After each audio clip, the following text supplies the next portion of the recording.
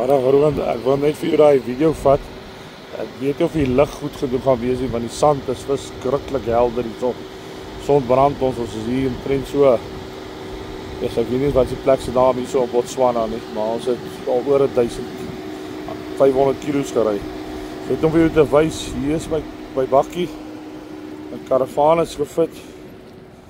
Wil ek vir jou wys. En hy werk koordloos. Ek het nie 'n dag se drama nie. Hy het nie een keer sein verloor nie. Hy bly beautiful. Natuurlik moet ouers maar die stof nou net die lensie afvee. Om te kan sien. Maar as jy nou kyk, daai boom daar ver, dit is seker nog 'n 20-30 meter van my af.